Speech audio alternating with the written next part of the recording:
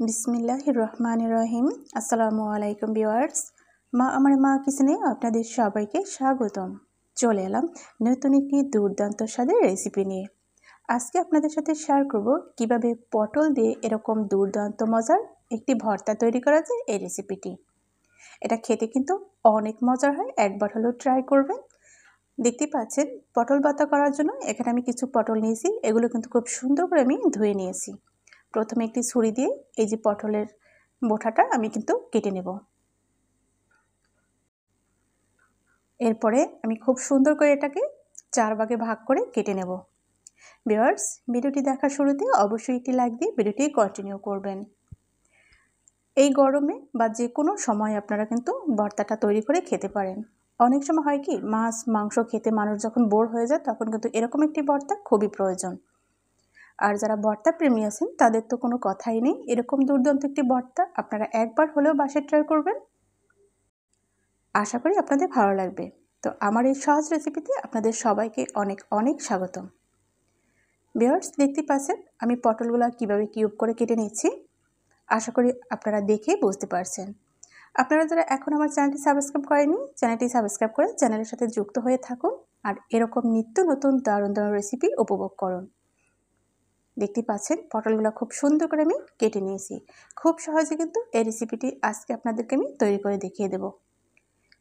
এই ভর্তা তৈরি করার জন্য কিছু মশলা আমি নিয়ে নেব। তো দেখতে পাচ্ছেন প্রথমে আমি দিয়ে দিচ্ছি খোসা ছাড়ানো কিছু রসুন।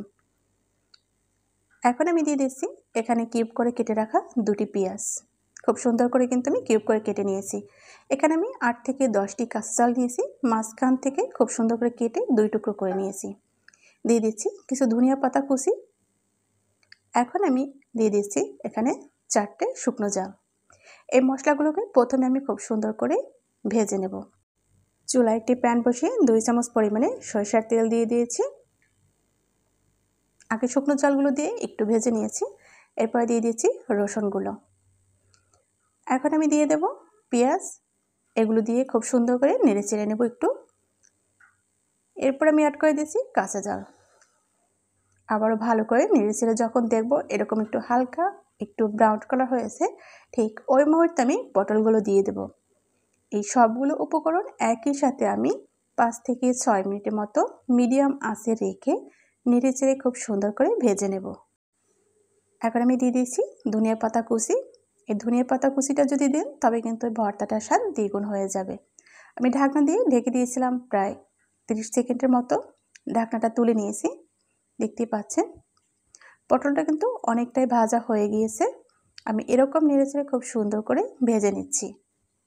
এইরকম ভর্তা যদি আপনি একবার তৈরি করতে পারেন তবে সবাই কিন্তু হাত চেটে পুটে খেয়ে নেবে।